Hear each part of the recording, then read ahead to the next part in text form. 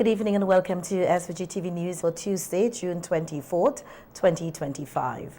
I am Rochelle Batiste with the details. The ongoing global tariff war is expected to have significant implications for insurance service providers and the broader financial sector in St. Vincent and the Grenadines. In light of these potential impacts, the Insurance Association of St. Vincent and the Grenadines hosted a business luncheon today to engage stakeholders on the issue. The keynote speaker at the event was Ken Morris, a budget director in the Ministry of Finance and Economic Planning, who was invited to provide insight into how the evolving global economic climate could affect the local insurance industry. Newly elected president of the SVG Insurance Association, Desiree Glasgow, emphasized the importance of the industry being proactive.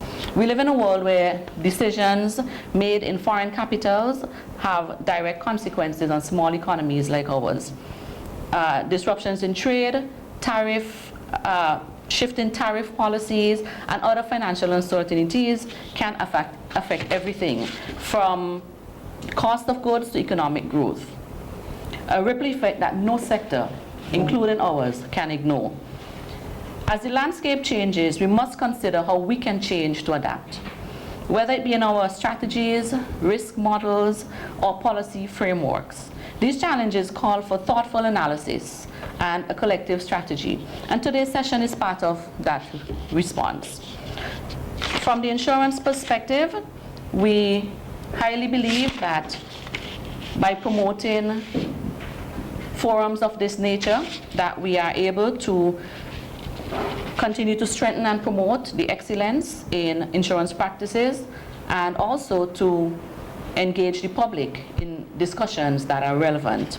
Budget Director Ken Morris, who plays a key role in national fiscal planning, outlined the root causes, major global players, and current trends associated with the global tariff war. He explained how these trade tensions are influencing global markets, with insurance providers likely to feel the effects through changes in risk exposure, investment portfolios, and client operations. There's going to be, if there's an economic slowdown, what's going to happen? You're going to have a lower demand for insurance because GDP is low, GDP has declined, people have less income circulating, people have lost income in the economy. So the U.S. tariff, so there's a reduction in global demand, as we see. There's projected by the IMF that local global demand will be reduced. So that's what I'm saying. The likelihood of it happening, I can't tell you specifically or specific that it would happen, but there's a likelihood because there's this reduction in global demand that the U.S. tourist arrivals, and you've seen that the proportion of U.S. arrivals out of total arrivals is significant. What will happen to business activity in St. Vincent and Grenadines? You will have business activity may be reduced or cancelled. They may cancel insurance coverage because persons just have less monies to go around. They will just prioritize their spending. I don't think insurance will be the first that they will spend on.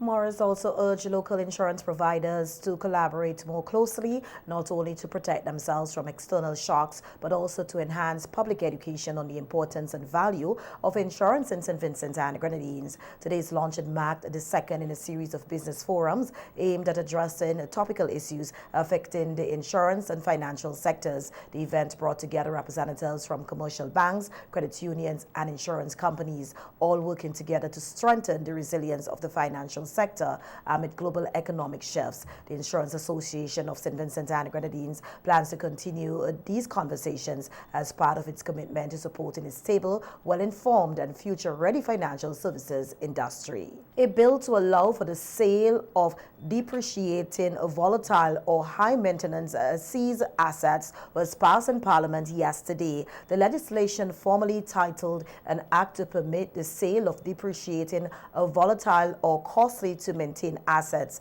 and for related matters was tabled by Minister of Finance Camila Gonzalez. The bill contains 22 provisions which outline the legal framework under which relevant authorities may sell property that has been seized, particularly when the asset is losing value or incurring disproportionate management costs. Minister Gonzalez emphasized that any such sale would be conducted through the courts and under judicial oversight. In the bill, depreciating property is defined as a qualifying property A that is declining in value since the date of seizure or after a restraint order was granted against the property, or B, that is subject to unpredictable inflation, deterioration, and deflation.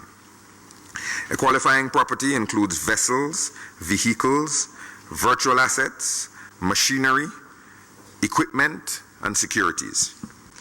Clause 2 of the bill, the interpretation section, defines the keywords and phrases to be used in the bill. Of the designated competent authority provides for a competent authority to make an application to the court for a sale order where the qualifying property is a depreciating property and is in the possession of this competent authority, and the average value of the qualifying property has depreciated, or the cost of retaining and managing the qualifying property is disproportionate. The finance minister stated that the legislation is designed to protect the public interest by allowing timely disposal of assets that are deteriorating, volatile in value, or too expensive to maintain. The new law ensures that all actions must follow proper legal procedures, providing transparency and fairness throughout the process. It's not the police who simply say, well, we've been holding this thing for a while, we're going to sell it. They have to go to court, and they have to meet certain conditions and satisfy the court that in an order to sell the asset must be granted. These conditions are borrowed from existing provisions under the Proceeds of Crime Act and are similar to those used to obtain a restraint order. This section also requires an undertaking from the designated authority to undertake recovery proceedings. Clause 5 of the bill, conditions for granting a sale order, outlines the procedural conditions that must be followed by the designated authority to secure a sale order. These conditions set out the requirements, including who can make the application, when it can be made, and what are the procedures that should be followed before the application can be made.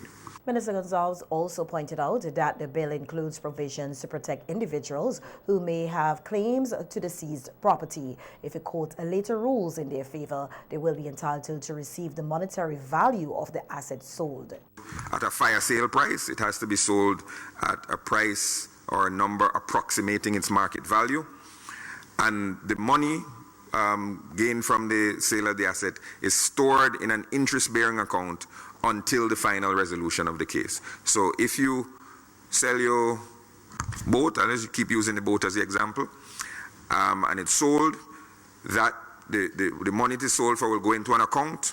The account will continue to gather interest, collect interest. If you are ultimately found not guilty, or if the prosecutor, nully processes or ends the prosecution for whatever reason, discontinues the case, you will get that money plus the interest that has been building up.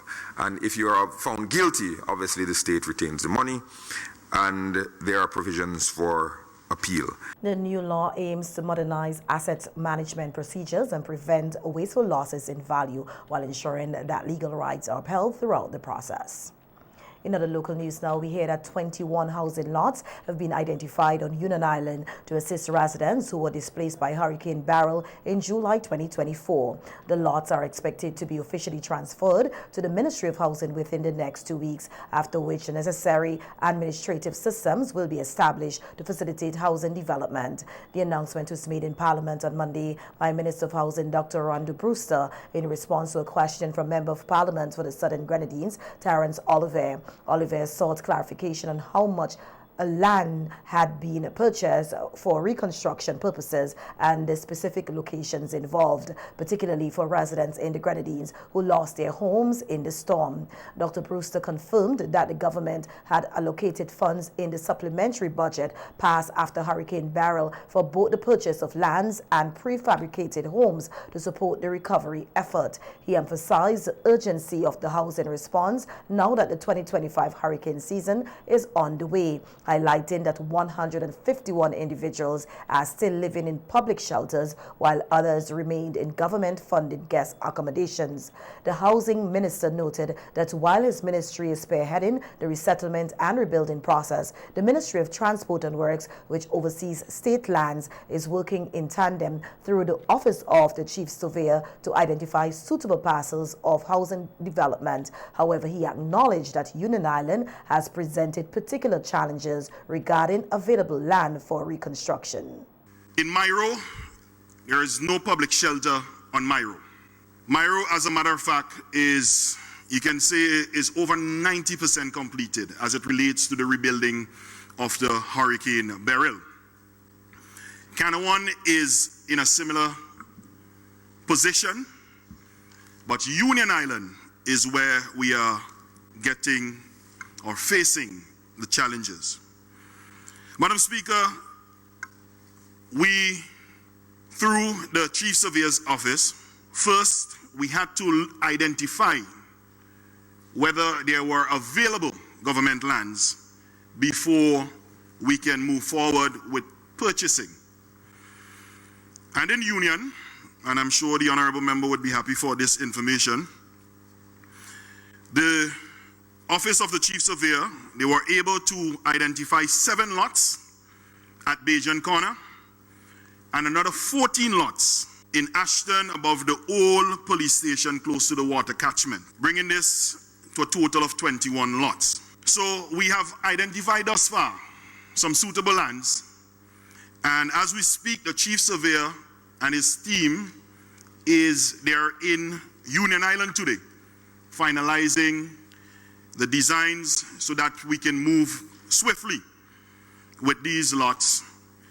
And I want to urge also the Honorable Member, if there are persons on Union who he may know are selling suitable lands for housing, he can also bring that to my attention so that we can do the necessary investigation in order to purchase more lands or to acquire more lands for housing purposes. Dr. Brewster also disclosed that the first shipment of prefabricated homes sourced from a Trinidadian supplier is expected to arrive in St. Vincent and the Grenadines this week. Union Island and the broader Southern Grenadines will be prioritized in the initial distribution of these homes. And, Madam Speaker, we are in a conundrum because now a lot of the landlords, they're not willing to rent again their property. Some of them use Beryl, believe it or not, to get rid of some of the tenants. So, Madam Speaker, some of the persons that we have left in shelters and touristic accommodation here on mainland, they never had a home in the Southern Grenadines. Most of them were renting. And that is something that we are working on feverishly. As a matter of fact, the Prime Minister just a few weeks ago put together a resettlement committee specifically for the Southern Grenadines because of this challenge that we are facing. And on that committee, the Ministry of Housing, the Ministry of Mobilization, Ministry of Finance, Transport and Works, NEMO,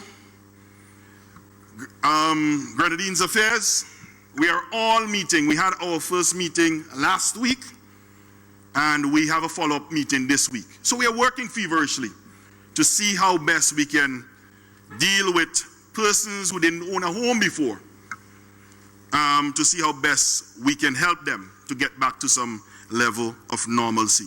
While Dr. Brewster did not provide a definitive timeline for full rehabilitation in the Southern Grenadines, he noted that significant progress has been made. According to the minister, the majority of damaged roofs have been repaired and reconstruction work is already underway on homes categorized as level 3 and level 4 damage, the most severe. And with the 2025 Atlantic hurricane season officially underway, Member of Parliament for the Southern Grenadines, Terence Oliver, raised critical concerns in Parliament on Monday regarding the state of emergency shelters in the Southern Grenadines, many of which were damaged during the passage of Hurricane Beryl in July 2024. During the question and answer segment, Oliver asked whether repairs had been completed on these shelters and whether alternative shelter arrangements were in place in the event of another major storm this season. Responding in the absence of Prime Minister Dr. Ralph Gonsalves, who holds responsibility for disaster management, Minister of Finance Camila Gonsalves acknowledged the widespread impact of Hurricane Beryl, stating that over 90% of buildings in the Southern Grenadines were affected. He explained that the government had acted swiftly to retrofit and repair both public and private buildings to support the recovery effort. Minister Gonsalves said all schools used as emergency shelters sustained some level of damage, but the majority of them are now ready for use again should the need arise. The Stephanie Brown Government School was repaired and will be used as an after-storm shelter because of its close proximity to the sea, which obviously makes sense. If you know where Stephanie Brown is, you wouldn't want to put people in there in the lead up to a hurricane. But after an event, we fully anticipate the rebuilt school to be standing, but it's only prudent that it not be used as a pre-hurricane facility. The Mary Hutchinson Primary School is near completion and will be used as an emergency shelter during the 2025 hurricane season. The additional shelter inspection process was completed in early May of 2025 across all the islands. Inspections were completed in Union Island on the 30th of April, Canouan and Myro on the 8th of May. The shelter inspection was undertaken by engineers from the Ministry of Transport and Works Physical Planning, Building Inspection from the Physical Planning, and building inspectors from the Physical Planning Unit. Most of the private buildings that were previously listed as emergency shelters were severely damaged or destroyed in the Southern Grenadines. For the 2025 hurricane season, the shelters approved for the Southern Grenadines are as follows. In Canouan, there are 4 emergency shelters: the Canouan Anglican Church, the Canouan Kindergarten in Grand Bay, the Canouan Government School, and the Wells of Living Water Church in Canouan. In Myro, it's the Myro Government School.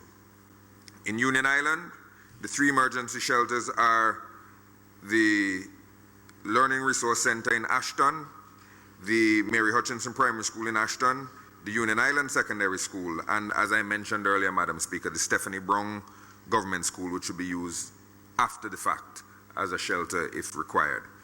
National Emergency Management Organization, NEMO, has engaged several of the private owners in Union Island who have recovered post-hurricane and whose buildings have been adjudged to be adequate as shelters.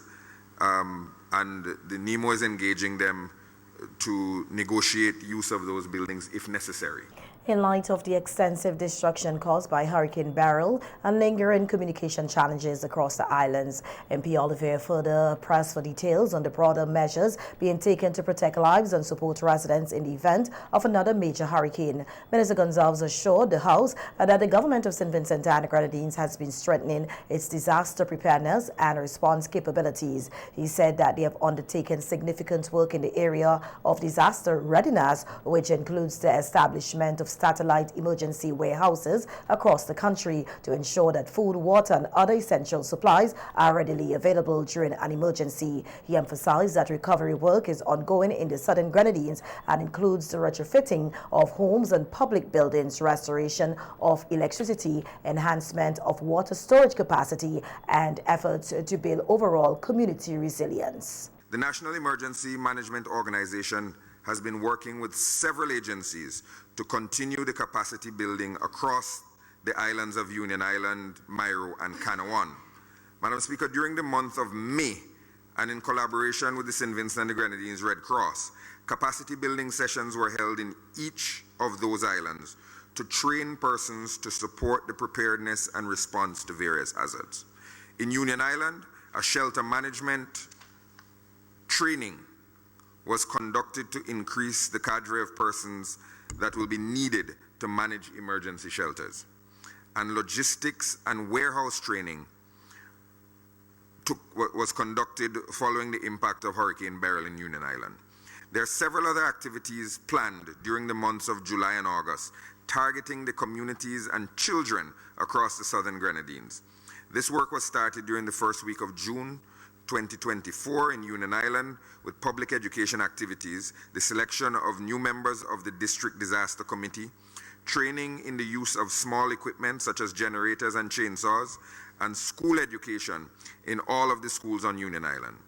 Hurricane Beryl obviously disrupted the continuation of that program, but with funding under the country-directed fund of SEDEMA, NEMO has received financial support to continue the program during the school vacation with community education sessions and summer school programs.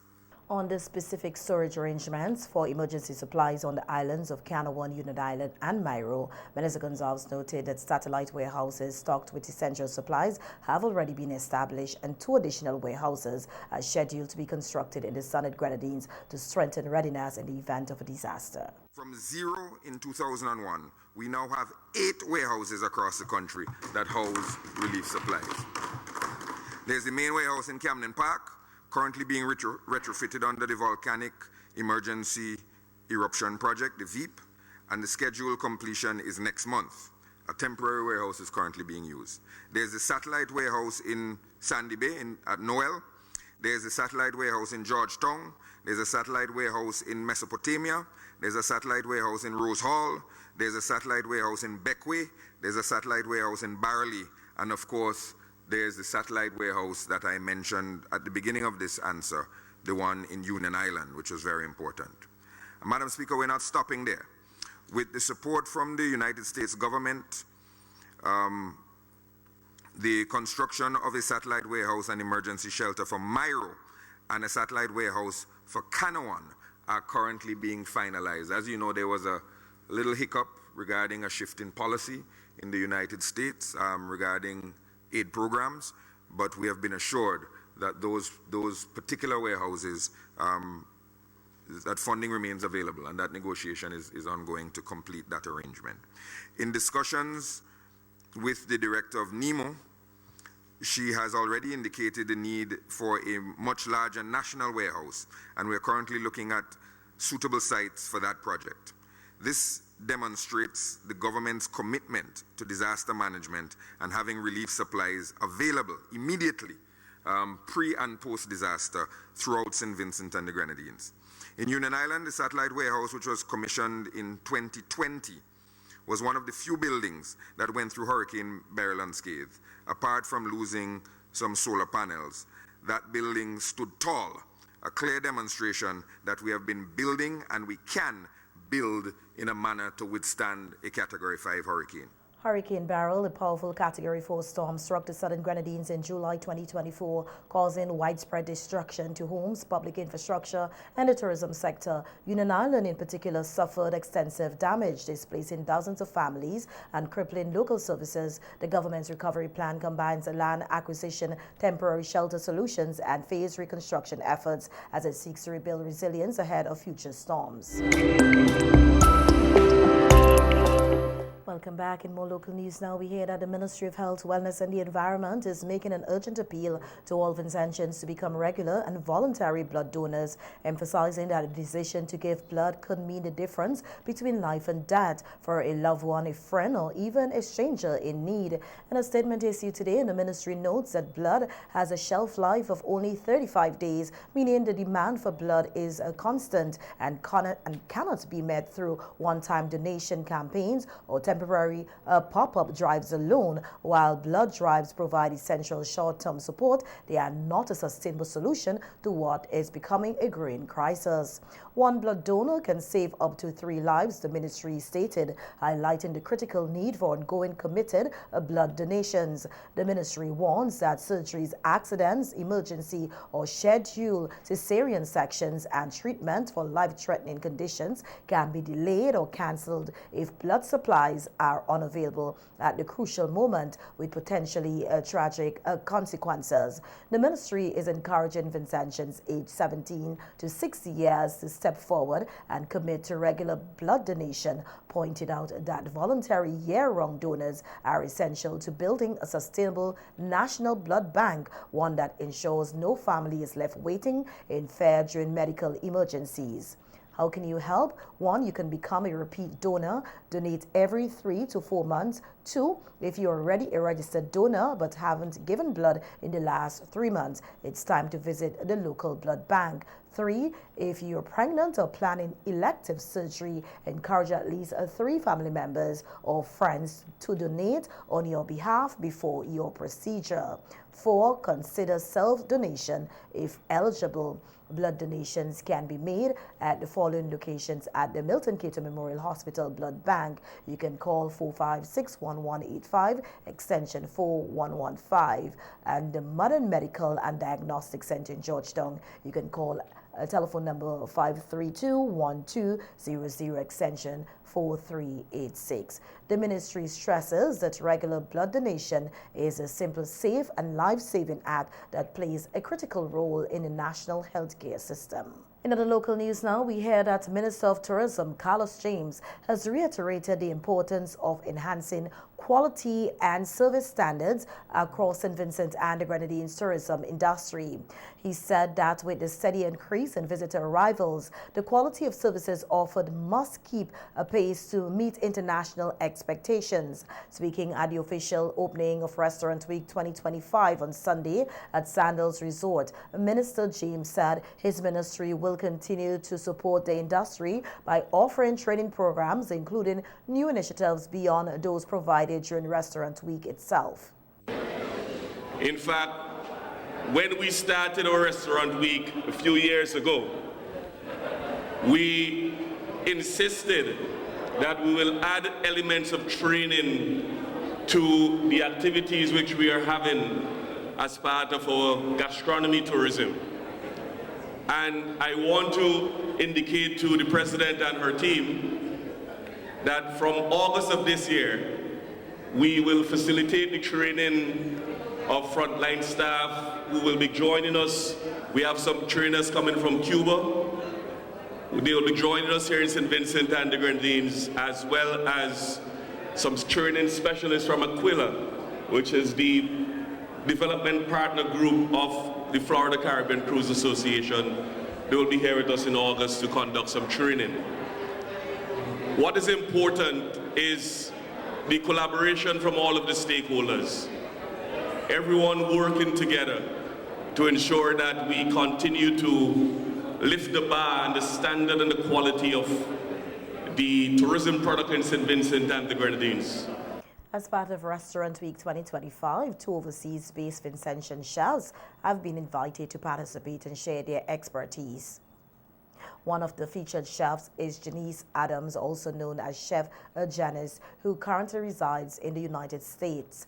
Chef Janice is well known for her Vincentian seasoning brand, now available in Walmart stores across the U.S. She expressed pride in returning home to contribute to the local culinary development. Truly no place like home, right? I really appreciate, I'm grateful for the opportunity, the invitation to take part in Restaurant Week. Taste of Vinci 2025. It's just a pleasure and it feels so good to be home. For most people back home, I'm originally from Fichus, and everybody back there would call me Jen. These days, people call me Chef Jen. I recently launched a line of spices into the world's biggest retailer, Walmart, and we have a couple big retailers coming as well. Initially, when all of this launched, my first thing was how am I gonna include my country in this? How can I put St. Vincent on the map with this? How are we gonna be able to give back when this gets started? And I'm so grateful to be here to see Vinci Cuisine just be celebrated in grand style. Hopefully we will get to include some of the seasonings in the festivities this week. Also joining the event is Angela Galway Holland, a Barbadian Vincentian chef and mixologist who will be leading bartender and training workshops alongside local chefs. Galway Holland said she was eager to take part in Restaurant Week after being invited by the St. Vincent and the Grenadines Tourism and Hotel Association. As a culinarian from Barbados, I am eager to explore the rich culinary heritage of the St. Vincent and the Grenadines. This week is all about sharing the unique and vibrant flavors of this beautiful island. I would like to take a moment to acknowledge my son, who is here with us in the audience. Having him in this audience makes this experience more special for me, and I am excited to show him the beauty of the Caribbean culinary experience. This week, I am encouraging everyone to dive into the planned activities and to savor the local cuisine. As part of the professional development component of Restaurant Week 2025, a bartender and essentials workshop will be held on June 24th and 25th. A chef's training workshop will follow on June 26th. These sessions aim to equip local hospitality workers with industry standard skills and techniques to further elevate service delivery across the sector. Crime prevention remains the primary function of the Royal St. Vincent and the Grenadines Police Force, the SVG-TV. That's according to Superintendent of Police Claston Francis, who made a statement during the Police on the Beat program aired last evening on NBC Radio. Speaking on the topic, Let's Celebrate Our Culture Crime-Free, Superintendent Francis underscored the importance of maintaining law and order, especially during the carnival season. Superintendent Francis explained that the SVG-TV observes Crime Prevention Week twice a year, with one observance strategically placed around carnival. The initiative aims to promote a safe and peaceful environment through community outreach engagement and educational programs designed to reduce crime. We support culture. Yes, indeed. Yes, most definitely. We support our carnival. I mean, most of us here as officers, we are also human beings, and when we have the opportunity, we also take part in the culture. But as the theme says, we want to have a crime-free carnival 2025. Yes. Okay? And what we're trying to encourage is that persons be responsible. While enjoying yourself, be responsible. You understand? Be the best version of yourself. Be a peacemaker. Yes, yes. And if you see two persons engaged in a quarrel which may escalate to a fight, be the peacemaker. Say, behave yourself. Don't do that. Don't do this, don't get involved in the law. In other words, avoid committing any offenses that contravene. Yes. Any offense that contravenes the laws of St. Vincent and the Grenadines. Let us have a safe and peaceful carnival for everyone, all of us. Yes. And that is the idea behind this team.